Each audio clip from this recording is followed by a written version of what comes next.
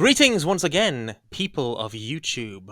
I am Jed. This is the Mad Podcast, and yes, I did pick the. At this point, I'm leaning into the fact that man at desk spells mad. It is in fact mad, and it's going to be even madder because today we have the wonderful, the fantastic, and the incredibly talented Abi Louise with us. Say hi. Hi. So for those of you who have been living under a rock in the Who fan creation community, yeah, Abby's kind of a big thing now. No, I'm not. Oh, you fucking are. Don't fucking lie to us. You're a big thing. Sure.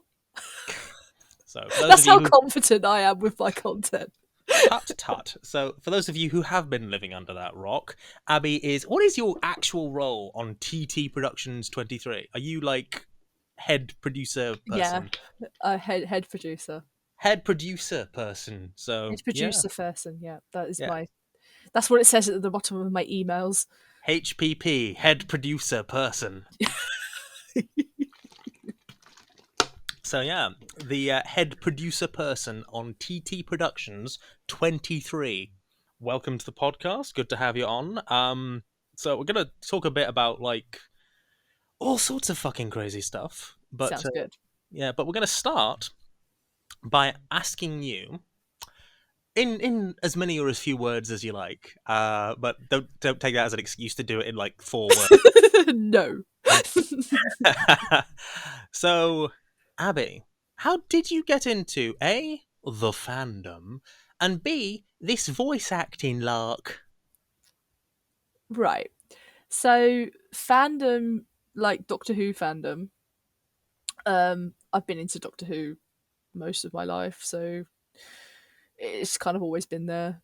I used to sit and watch it on UK Gold when I was a kid, so that's kind of where that spanned from. It more used to be, my brother used to be into it more than me, but it kind of shifted as we got older. He lost interest and I got more into it, mainly because people like Jenna Coleman exist. That is a perfectly valid reason, and I have no Not, notes. I hasten to add that I say Jenna Coleman and not Clara. Yeah. Yeah, basically, there's no lie, and yeah. Yeah. And voice acting.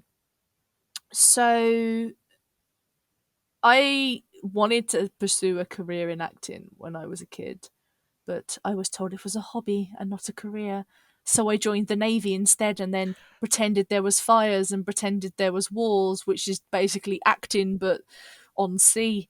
Um Yes. Here we have Her Majesty's Royal Navy in a production of War.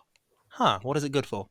honestly, that like not to obviously speak about too much about like the way things are run down that way, but you have to practice things, and to practice things you literally have to play pretend. So basically, I know SFX makeup randomly, random fact, and the only reason why I know that is because the Navy taught me how to do it. Really? Yeah. So like, because obviously you have the first aid team and you want to be like, oh yeah, this compartment's there's been an explosion, so you're there covering everybody in like SFX blisters and like oh, this thing's fallen in and this plank of wood's gone through your leg, so you're like doing that with SFX makeup. But I Wow. literally only learnt that because of playing pretend in the Navy for learning how to deal with the actual situations. Wow. But so yeah, so obviously lockdown happened and I'm a single mum now, so I left the Navy. So I can't really do acting unless it's in my home, hence voice acting. And then a man called Jed. Um, Oh, that bastard. yeah, I know that dude, right? Put out a thing on TikTok because at this period in time, Everybody was on TikTok. nobody could go anywhere, so we were all TikTokering. Mm. And he was like, I'm doing this thing called Next Point. I need a cast and shit. And I was like, I can do cast and shit. So it was the first thing I'd ever auditioned for. And you were like the first person we fucking cast.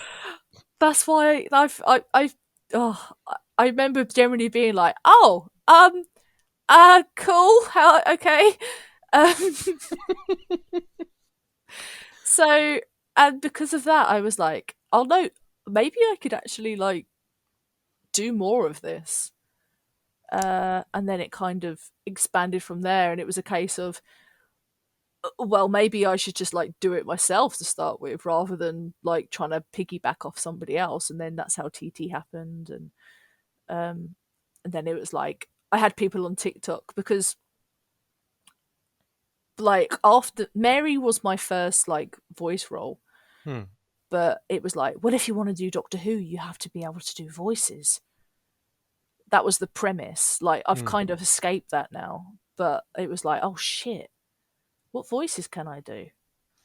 And then Jenny. I had people on TikTok saying that I said like I kind of sounded like Charlotte Pollard.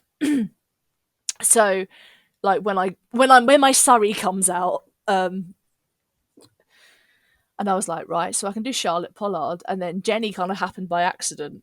Hmm. Um, I we used to do these thing called 1 a.m. calls when we were TikTokering, and it was Christmas, and I'd done a special Christmas one, and I was like doing the Jenny voice, and somebody was like, "That's actually a really good Jenny voice," and I was like, "Oh, okay, I could do Jenny too then." So they were my two. I was like, Charlotte Pollard and Jenny, done, sold. But since doing that now, it's like you can have original characters. You don't have to be an imitator. Hmm. So I'm trying to do more, not Jenny, not Charlie. um, Which, because you don't have to do voices. I mean, look at Chelsea Lagan for Christ's sake. I mean, yeah, look at Chelsea Lagan. Chelsea Lagan's like.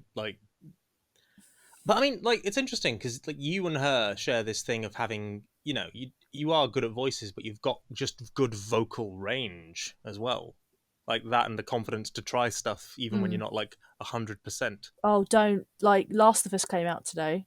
I know. I saw on Twitter that you were being very down on yourself about your American accent. So every single one of the actors in TT, I like to try and push them, Hmm. and I was like, I'm gonna turn the gun to myself for once, and Mart approached me, who's the dude who's writing our Last of Us series, and he was like, "Oh, there's this girl called Rebel. You could do whatever accent you want." And at the time, I was watching Walking Dead, so I was like, "I'm just gonna You be, gonna go Southern? yeah, just gonna basically become an extra from Walking Dead." So I tried to do a Southern American accent. I will. It's definitely gotten better since, because obviously that was recorded a fair whack ago Hmm. now. Because we've done 4 more episodes since that came out, so it's definitely gotten better. But that was the first time my inner like Jennifer waitress kind of appeared and asked everybody if they want pie. Um, but yeah, because I do think it's fair for me to push myself as well as everybody else. Because otherwise, why should I pick on them and not push myself? You know. No, that's fair. That's fair. And I think it's good to it's good to challenge oneself when it comes to the work that one creates. Because Mm. I mean, to be fair, I say that Nexus Point was a challenge for me because I've never had 20 people in a fucking cast before, which I love it. I love the work. I love the people, but my god, that nearly fucking killed me half a dozen times. It's insane. So but no, it's interesting. So I guess from Nexus Point onwards has been sort of like a sort of upward spiral in the stuff that you do and the sort of scope of the stuff that you do, because you went from like, so obviously you went from that voice role to, I guess, the stuff that you do on TT, Hmm. and obviously you've gone off and done voice work with other people as well. Yeah. So like you've done some stuff. So off the top of my head, I think you've done some stuff for Overton Audios. Hmm. You've done stuff for me, Yeah. both on Mad, and you did a thing for Lungbarrow Brothers as well. And Um, George and George. Instability. You've done Yeah. some stuff for Instability, which was fucking awesome because I edited that. So that was really good. And yeah, so and There's a couple of others as well, but like they're the mainly Overton's, like the normal shebang. yeah, Like, the usual yeah. suspects here. It's all the usual suspects. I'm not gonna lie, because obviously the timelines sync up when I actually stop and think about it for 5 seconds. But it's really fucking weird to me to know that it was Nexus Point that kind of started you off on that line. That's really weird, because like because when I sort of stop and think about it, I'm like, okay, that happened. That really, really. So I guess the sort of natural follow up to that then is tell us a bit about Mary Stranton. No. Okay, okay. No, no, no. Like, so she's a World War One nurse, and when she meets the Doctor, she's very much being a nurse and trying to help him recover. And I think that's very much her way of seeing. She sees the Doctor as a patient. Um, yeah, and it'd be nice to delve into more of that side of the Mary stuff later. hmm. Um, Which anyone who's watching this podcast will know because I talked about it extensively with Peanut. We are actually doing that. Abby is writing a script for us, featuring Mary. She's pulling faces, but she's gonna be fucking legendary at it because it's set in the past, and that's basically like her raison d'être, So, so good. it's like, Abby, there's this thing from the past. Would you like to do it? It's okay. Yeah, no, but so a lot of interesting stuff came out of the conversation with Peanut, and I want to sort of delve into it a bit with you. And I suppose the first thing is we were discussing whether in Nexus Point itself, Mary is a bit of a PTSD equivalent of a manic pixie dream girl. Mm, Like that's something that I've noticed about the character after having written it and edited like 5.5 episodes of it. So like, what do you think? What's your take on that assertion? I don't know what that means. Ah, right. Okay. Elaborate. Okay, a manic pixie dream. Okay, so in romantic comedies and stuff, for example, the manic pixie dream girl is that chirpy, kooky character who sort of shows up when the brooding main dude is a brooding main dude and pulls him out of his shell and teaches him to love again and that life can be fun again. And it sort of occurred to me when I was editing Nexus Point that like 90% of what Mary Stranton basically does is, Doctor, are you okay? Doctor, how are you feeling? Doctor, you don't have to be sad. No, but like I said, like previously, I do think she sees him as a patient continually. Even if, especially as I feel like she's a little bit more ahead of her time with the whole like PTSD type thing. Mm, And I think she kind of realizes that just because he looks like he's fine doesn't mean that he's fine. yeah. So I think the fact that she's continually checking up on him, and it's not even like a mothering sense, it is literally a sense of, he is my patient, it's just my duty to look after him and make sure he's okay. I will plump his pillows and empty his bedpan, that is my job. And sing to his TARDIS and And stuff. sing to his TARDIS, of course. Yeah. Because it is interesting, talking about PTSD, which is something that Peanut talked about that he had to deal with, from his personal experiences. Not like military induced, but like stuff happened to him. Mm, Obviously, you were in the military. That's something that I'm presuming you're familiar with on some level. I have it. Ah, not going to get into it if you don't want to, but No, like, it's fine. I'm all right. I'm all right at the moment. Because it sounds really weird, but my particular version of PTSD, I tend to. So mine was caused by somebody killing themselves on a ship, which obviously I can't talk too much about. But of course. basically, we couldn't get alongside, so we had to. Yeah, we had to store the body in a cold place, and I was a chef. at the time. So basically, that's the basics of it. Obviously, there's more, but I'm not allowed to talk about it Of too course, no, much. of course. But mine tends to spike around about the anniversary, which is like July, August sort of time. Hmm. So I'm kind of okay talking about it like to that extent at the moment. Okay, okay. So when it comes to like writing all the PTSD, I feel like I'll get it because I've kind of if you listen to the first three Paternoster gangs we've done on TT, the ones that are pre-Strax with a lovely man called Cooper. But in the first one, Into Insanity, Jenny gets kidnapped and tortured and basically led to believe that everything like Vastra isn't real, and she's basically tortured to think that everything she's seen is an illusion. And obviously the repercussions of that is the next two episodes she very much has PTSD, and she'll zone out, and like Vastra will be saying stuff to her, and there's a bit in Beyond British Shores when Vastra's like giving the team a brief, and we had this song associated with the incident called the Storybook Song, and basically Vastra's voice kind of goes into an echoey background, and the music just like takes over, kind of like you've zoned out into that like PTSD thing. So like audio wise and writing wise, I think I it's quite nice to teach people about it in a way, Hmm. um, because fair enough, like Mr.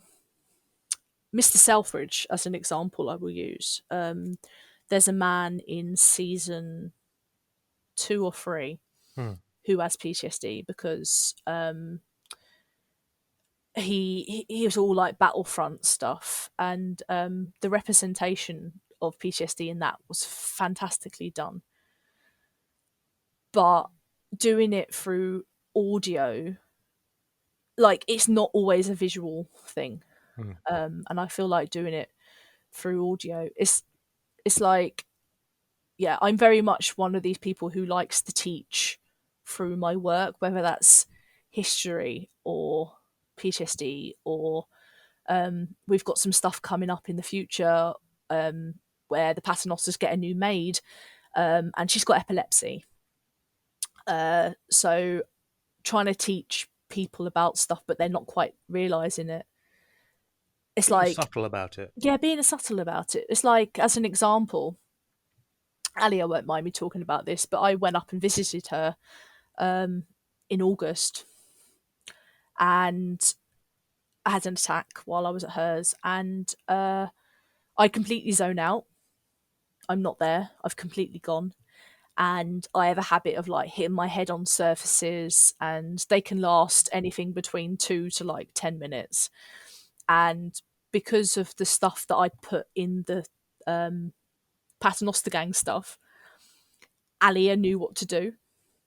Alia knew Wow. like how to cope with the situation, and Chelsea's witnessed an attack of mine as well, and both of them have kind of learned how to deal with these because of the Paternoster Gang stuff that's been done. So The joy yeah, of art. yeah, like it's just like there was a writer. Oh, Miss Marple, the person who wrote Miss Marple, Agatha Christie. Agatha Christie. Yeah, so she was asked to like to do stuff like political stuff, and she was like, "Oh no, no, no, no, no, no, no! It wasn't, it wasn't Agatha Christie. It was Jane Austen." Hmm. And she was like, "Oh, you should pursue like something to do with politics and stuff." And she was like, "No, because I feel like I'd be teaching people more things with writing than I would doing the political stuff." And it's like, I completely get that. Well, no, this is it. Like the power of art to teach Yeah, people, about the world around them, whilst also entertaining them and them not realizing that they're being taught about stuff. It's super important, and I think It's interesting talking about PTSD in relation to the characters from Nexus Point, because Peanut and I got quite into the conversation about his doctor and that character's PTSD and how he hadn't realized that he could be bringing some of his experience into that, but he Mm, probably was. And of course, the thing that I almost hadn't realized when I was writing Nexus Point, and it's something I educated myself on more afterwards, is PTSD outside of, the military setting where, regular people can have it. yeah. And it suddenly occurred to me, actually, while I was talking to Peanut, Mary probably has PTSD, Oh yeah. because we're talking about somebody who so she's from like 1919. She's like just post World War One. So this is somebody who's like, she's gone through that mess, was a nurse during that mess, saw those guys come back in the states that they fucking came back in, which the pictures are fucking awful, like even the Yeah. sanitized shit. So No, but they do. It is a case because before you approached me, I did have, because I've got a big old list of stuff that I want to do, and I did plan on. There's a TV series that's about World War One, field nurses, hmm, and but they, whenever anybody talks about like PTSD, shell shock, well, especially during World War One, it's always the soldiers. Whenever you see those like Pathé news reels of like people who have got shell shock and all that stuff, it's always soldiers. There is never a nurse or like, and it's it is stiff upper lip, just crack on, you'll be fine. Like, I know you're covered from head to toe in blood, but it it's doesn't fine. matter. It's You'll fine. be fine.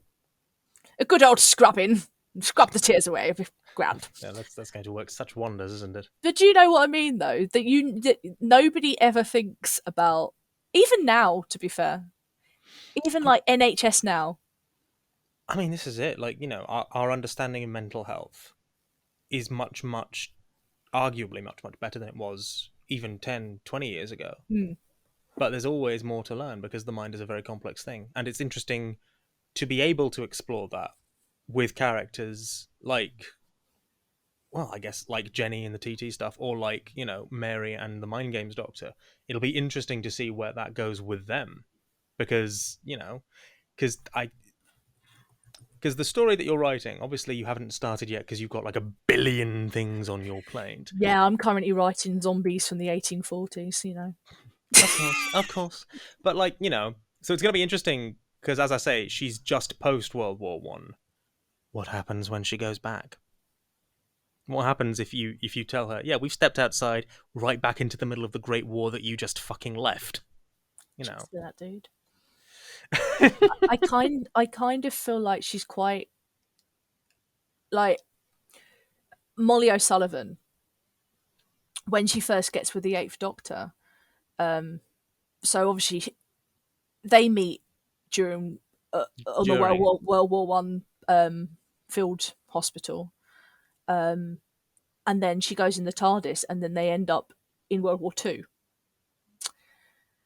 And Molly is literally like, "Are you actually kidding me? Like the war has lasted this length of time." And she's like, "So you're telling me that people just keep on fighting?" Like, and it's so well written, it's so well done, and I love the way that Molly's portrayed, and I feel like that's quite mirrored with the Mary stuff in a way, you know. Hmm. But of course, they're completely different kinds of Oh yeah, doctors. completely different kinds of And doctors. this is the thing, though, is that one thing that I find absolutely fascinating about the character of Mary. I don't know if you'll agree with me on this, but here's a character who meets a guy with a box that's bigger on the inside who fights fucking monsters and he's really rude. Thinks, all right, I'm gonna be this guy's nurse. This guy's clearly got fucking shell shock or something. I'm gonna be his fucking nurse.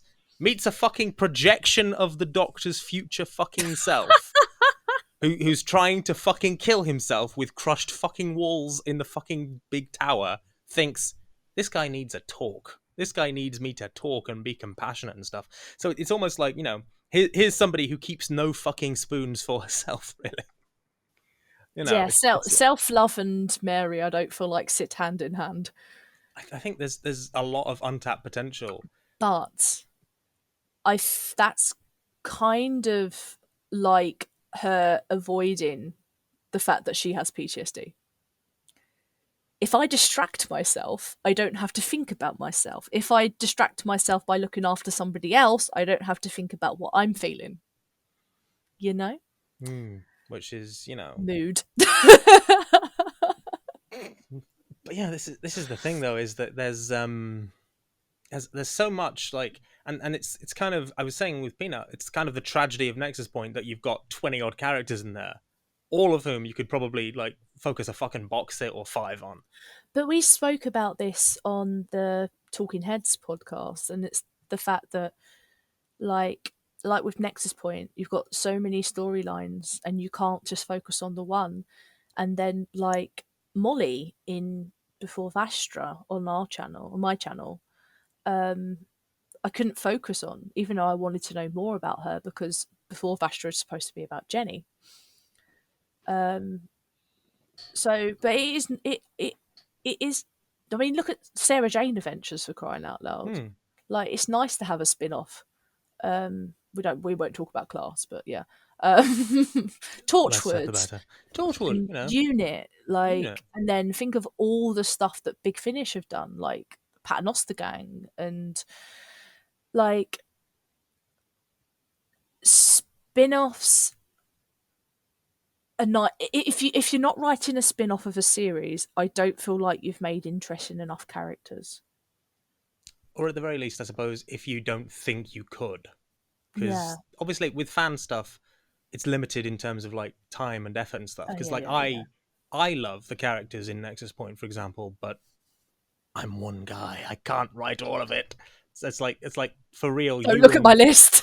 I mean, like for real. You asking you to write the Mary and Mind Games story, and getting Peanut to write a story with Katie's doc and her companion Blueford. That's like the first time that Man at Desk has had people who aren't me or Matt writing it, and that's It's fucking the weird. weirdest thing. It's the weirdest thing. Because obviously Queer's moved over to TT now, but primarily to start with, it was literally just me. So like this time last year, so our channel was a year old in August, Hmm. and like to start with, it was literally just my stuff. So it's so nice now that we've got Queer's moved over. Obviously, Ian Harris writes our future Doctor series. Hmm. And then obviously we've got Luna from You, we've got Chambers doing the Master series.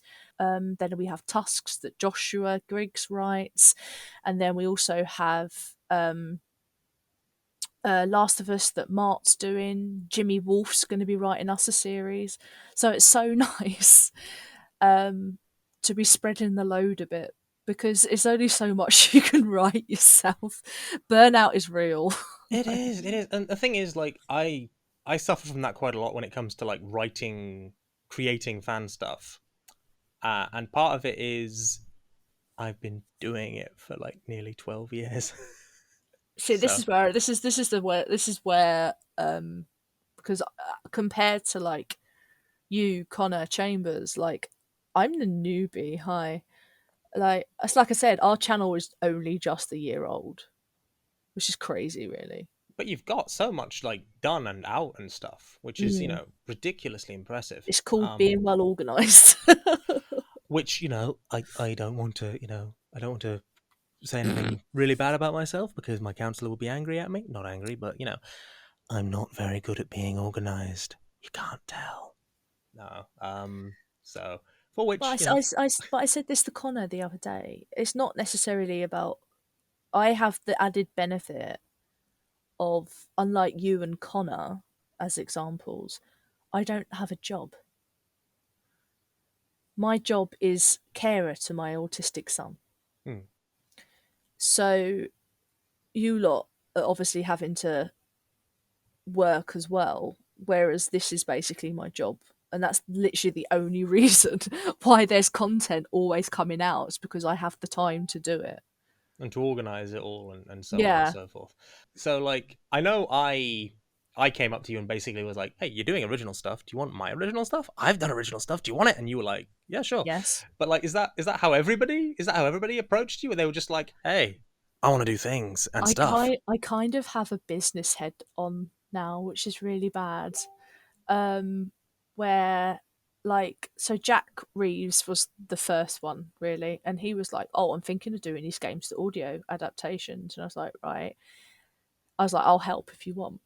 And he started editing Daleks, and he was like, "Abby, I don't Al, like audio editing. Please help me." And then it was was this like, before Zen? "Oh no, this was we did it on Zen. This was him and Alia doing it live."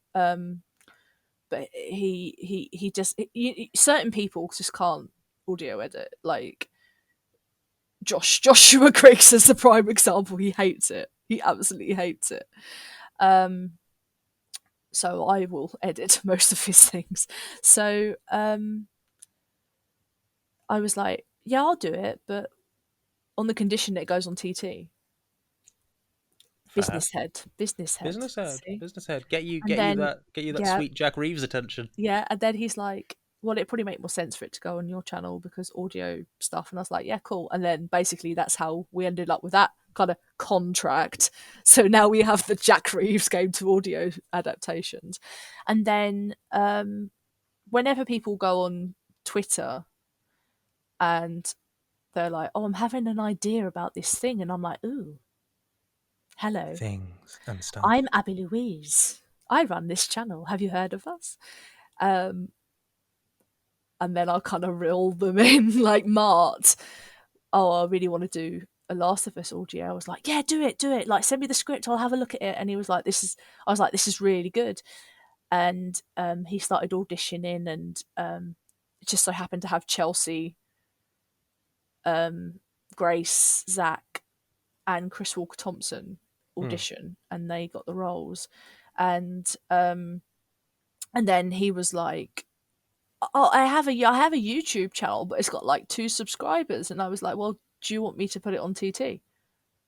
And he was like, yeah. I went, you can audio edit if you want. If you don't want to, I'm quite happy to do it. And he was like, oh no, I'd like to have a go at audio editing.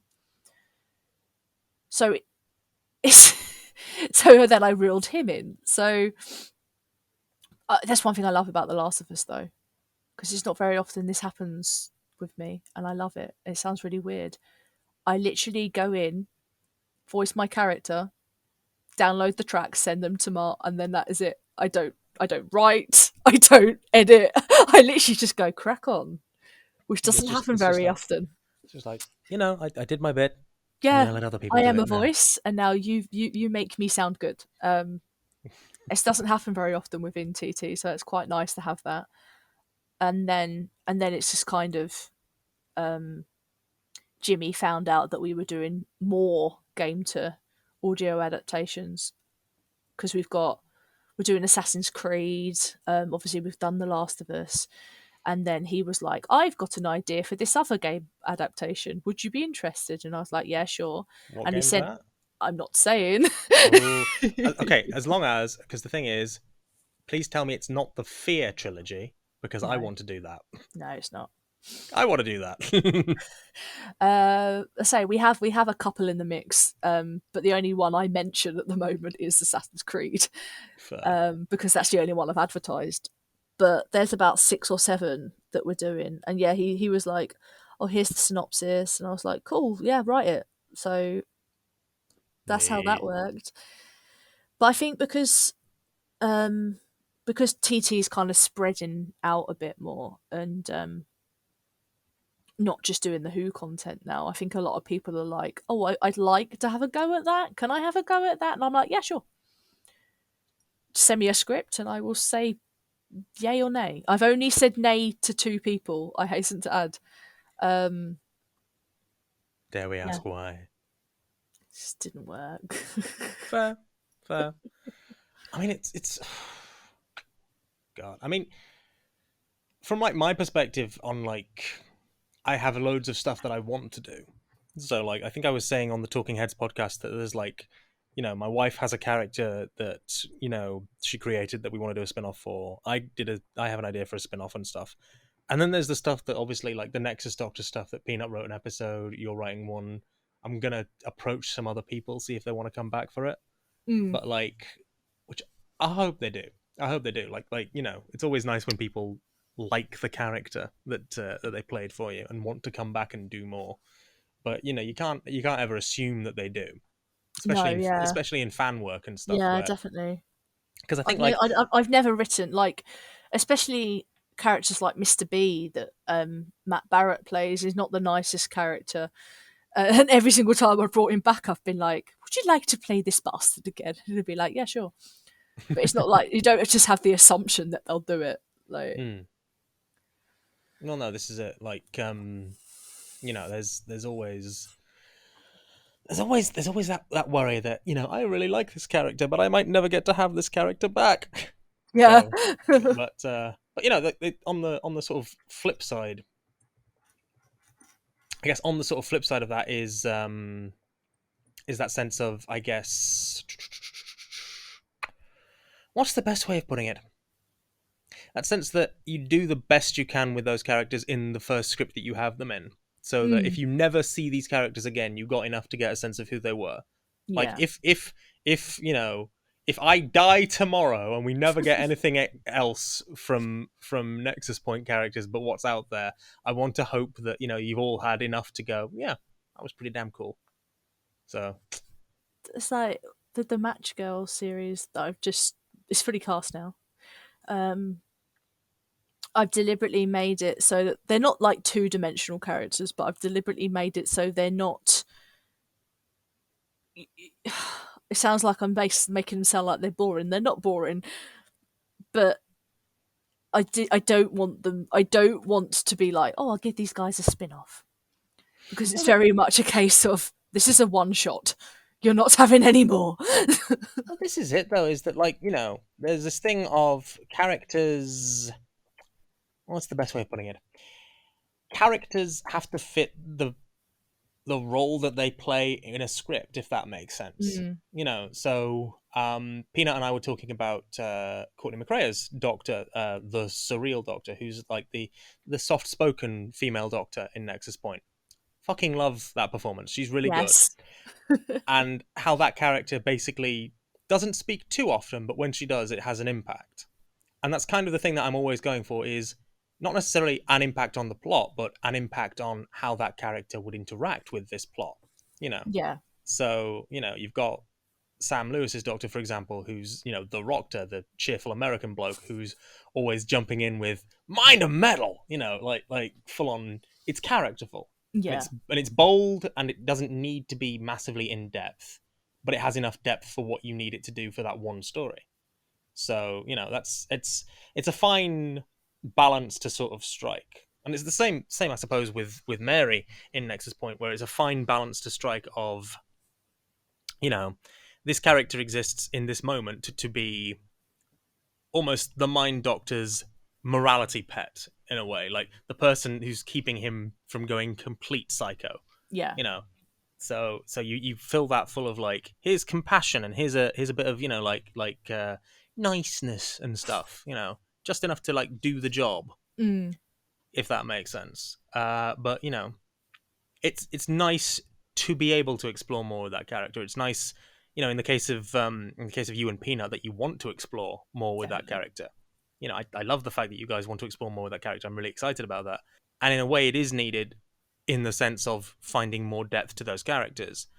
But at the same time, you have everything you need from those characters in what already exists. Their Yeah. first meeting and then the Nexus Point. You get, hopefully, if I've done my job right and given you guys a good enough script that your performances, you know, are able to elevate. If I've done my job right, because you guys did your job beautifully, then it all comes together and gives the audience pretty much everything they need to make that work perfectly, if that Yeah. makes sense. So Totally. you do realize Peanut wants to keep doing it, by the way. So I might bring We you should back have a for whole more. spin-off, don't we? I mean, the thing is, like, so the Nexus Doctors thing that I'm planning is like one shots for any Doctor who'll come back, like 3 or 4. So like a one shot for Katie's Doctor, because Katie always wants to come back, and Roy Ivy's a real champ. One shot for Peanut and you, because you guys are awesome. I'm gonna have to ask before this goes out. I'm gonna have to like ask the other guys, would any of you guys want to come back? I have a feeling I know who will and who might be more reluctant. Not in the sense of not wanting to do it because they didn't enjoy it, but maybe in the sense of busy. Busyness, yeah. Yeah, because lives, people have those. Gosh darn, Like lives. it'd be like 3 years time, and you'll have a whole like Peanut and me fucking series, right? In 3 years' time, if I have a whole Peanut and You series, I will fucking be a really happy dude, because that's like squad goals. I just want to see. I kind of want to. I would like to see how Mary copes in situations that she's not used to as well. I mean, this is there's a lot that you can really delve into with that character. A lot that I really want to delve into with that character, if I'm being honest. Like a lot that I want to sort of go, yeah, let's do this. And the only thing that sort of stopped me is that I have a billion other things to write, and I want to get on with killing my Doctor. I want to get on with writing his last stuff and getting him fucking dead. Let's kill me before we start doing shit with other people. That sounded much darker than I intended it to be, audience. Yeah. Sorry.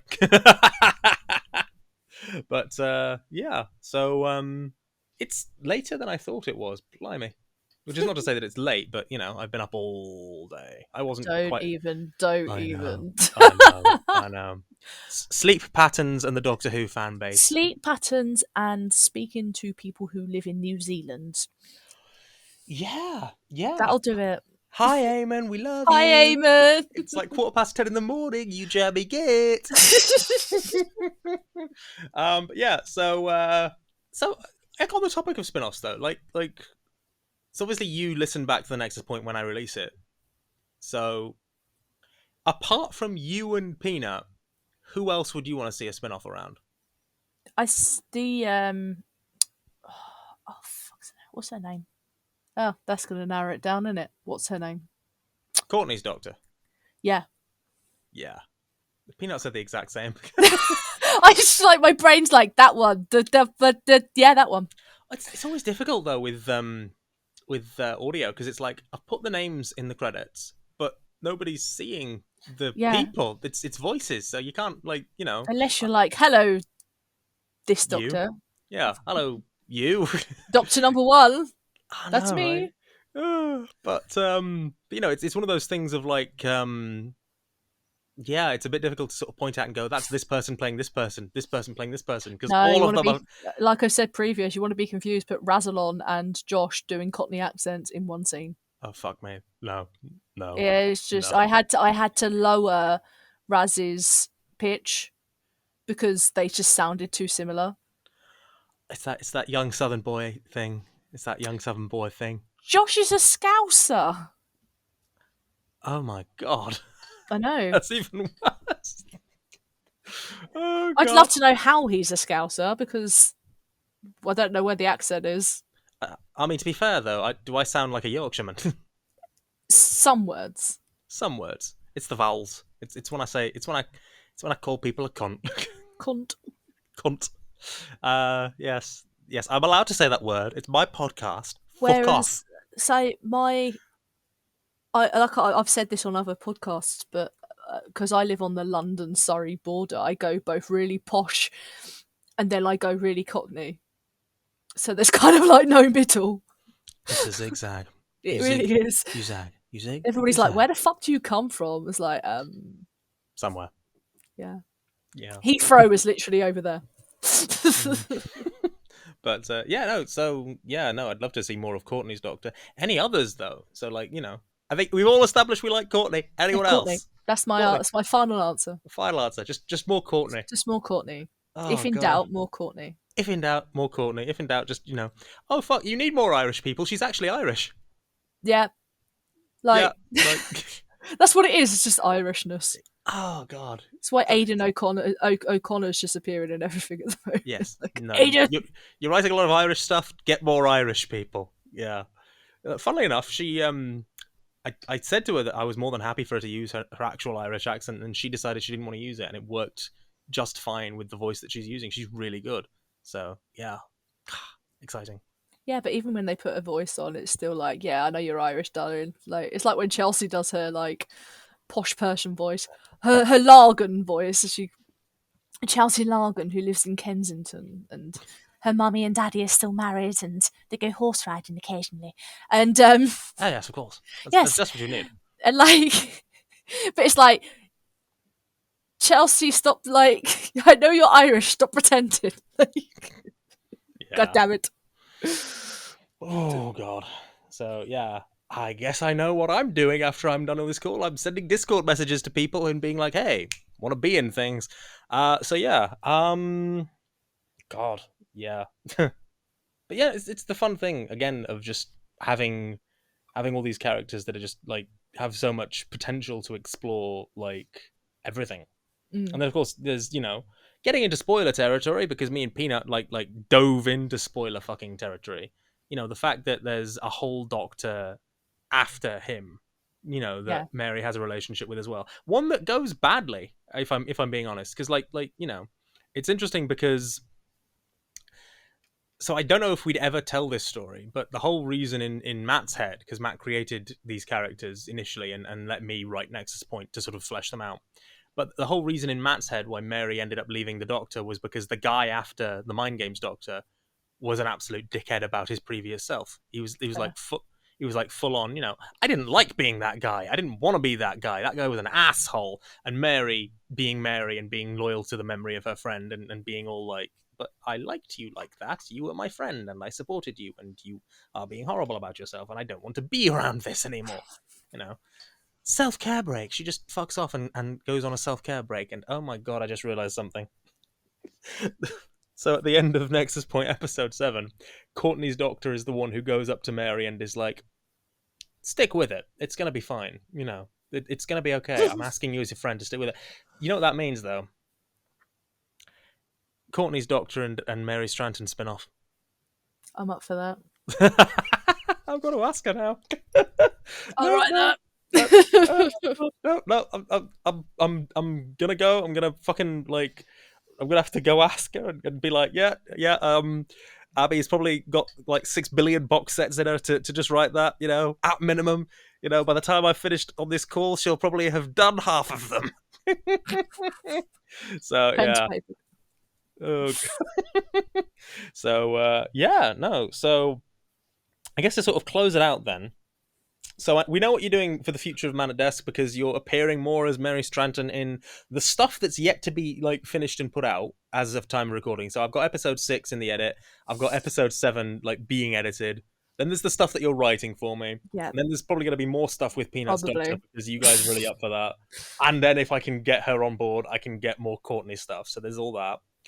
But like, what's the next few cool things that you're doing elsewhere in fandom?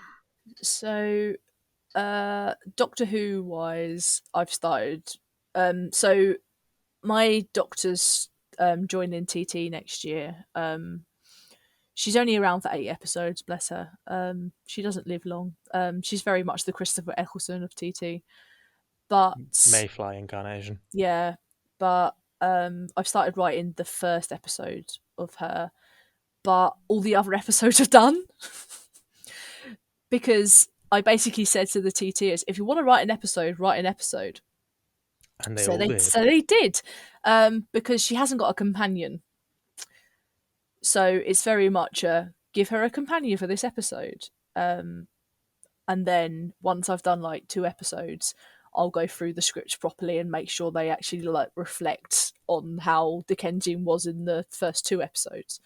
So then it's like continuity, continuity. But yeah, I've started writing the Dickensian Doctor, which is very me. It's a very me episode. I don't even need to be credited because so it involves mudlarks.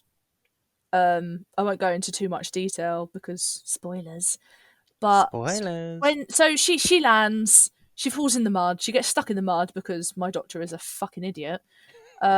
She's the fucking idiot doctor. Is that the alternative name? The Dickensian. 88, her full name is Dickensian ADHD fucking idiot doctor. That is her full address. We now know the doctor's name, and it is Dickensian ADHD fucking idiot. Idiot doctor. But yeah, the person who rescues her from Zed Mud is a 12-year-old Charles Dickens. So Fair enough. who me being me, obviously I was like, I went into like the history of Charles Dickens and found out that he was in London during this period, and he was working at a shoe polish factory where he used to sit and stick the labels onto tins. So that's the Charles Dickens that we meet, and I found out the origins of Fagin from Oliver Twist. Ooh. So that's kind of folded in between that story as well as the origins of Fagin, who is being played by Razalon Productions, No. Rory Guest. So, Damn.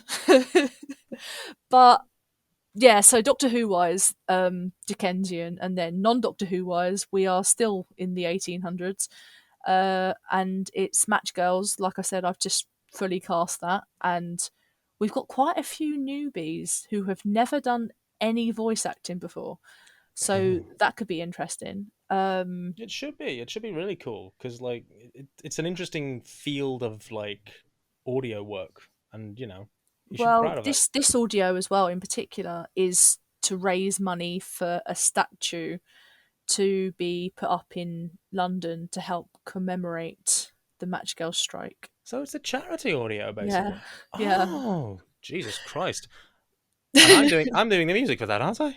Yes, you are. Oh, But challenge accepted. yeah, because because obviously the Match Girls feature in Before Vastra, and one of the great great granddaughters of one of the people who helped with the strike, Sarah Chapman, messaged me and was like, this is the Bryant and May Match Factory in Bow, isn't it? And I was like, yeah. And we got on a Zoom call and we spoke about like the Match Girls and all this stuff. And I said to her, I've got a proposition. And she was like, right. I went, if I write a Match Girl audio and I put like your Just Giving page at the bottom of it to like help raise some money for the statue, would you allow me to do that? And she was like, yeah, sure. And I was like, oh, okay, cool, happy days. And also, I'm playing Sarah Chapman in Match Girls because Nice. it's not very often. A lot of the time when I write these historicals, I'm not in them. So I was like, no, I'm gonna give myself a historical role this time. So Why not? Why so not? yeah, that's Match Girls, and then obviously Reanimated, which is the other thing that I'm writing at the moment, which is zombies in the 1840s, which Ooh. you are in. I am And in. I am in. I've done the weirdest thing. I'd never done this before in my life. Normally, I wait till I've written the whole bloody series and then cast. However, I'm doing one episode, putting it out, making sure it doesn't flop, and then I'll do more. That's fair.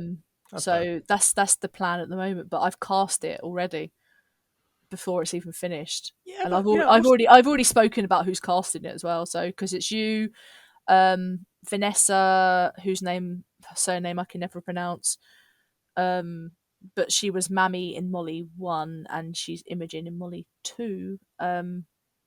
So she's playing Abigail, you're playing Charles. We've got James Sutton in as a guy called Baxter. We nice. have Rory Guest and Chelsea Lagan playing twins, who are the daughter and son of Ian Harris is playing Theodore Shaw, and Katie Haynes is playing Elsie Shaw. Nice. So it's an interesting cast, but yeah, zombies during 1840. Which is going to be interesting because, like, on the one hand, that would be more devastating. On the other hand, actually, in some ways, less. Because, like, weirdly, I've always talked about this. Warfare, like old-fashioned warfare, is better suited to a zombie apocalypse than modern warfare. Yeah, Like line rank and line structure of like the Victorian army would technically be better suited to fighting a zombie horde than modern soldiers would be. because they know Yeah. how to fucking hold a position better. No offense, modern military, we love you. In the, But you know, but James Sutton's character, Baxter, he's army. He's army in it. ooh, So that'd be a fun role for him to do something not who. not who, not Not not who. Omega, not who, not Fraser Bloody Ward. Although you realise, of course, that by casting James Sutton in anything, you have inadvertently entered the Fraserverse, and at some point, Baxter will be revealed to be Fraser's Oh great yeah, great hands great down, granduncle. Yeah, 100%. that's just happening. I bet at some point, I've got to get Fraser Ward in Man at Desk somewhere. At some point, I want to get Fraser Ward in Pat Gang. So It's gonna happen. It's gonna yeah, happen somewhere. So yeah. so yeah, that's what I'm currently working on. So basically, 1800s. Nobody is surprised. I think there's some people like 150,000 miles away, like on an alien planet, who are looking at that and going, "Wait, Abby's doing the Victorian era." I can write modern stuff. Like, I wrote Eighth Doctor and Charlie before all of this, but it's just that I've kind of fallen You've fallen into into the that historical bubble. niche, and it's Yeah. good. It's a good niche. It's an unusual niche. It's an unusual niche. So we like that niche. So yeah, well, awesome. Thanks for being on the podcast. Thank you for having me. It felt really Uh, weird to be this way round. Do you know, I'm it's worse because tomorrow on my thing, my TT Conversations, Chelsea is interviewing me. ooh. So So that's gonna be yeah, interesting. it could be very interesting. Well, I hope that goes really well. And So, well, yeah, thank so you. thank you everybody so much for listening to this podcast and bearing with us. All of the links are in the descriptions below to, like TT Do all that Productions stuff. 23 and everything. Everything! So sorry, Future Jed, for having to edit to the horrible peaking that the mic has been doing. I was about to say, God. It's fine. It's fine. Future Jed will hate me, but present Jed is just going to let that be his problem. So yeah, thank you everybody so much for listening, and bye bye now. Bye.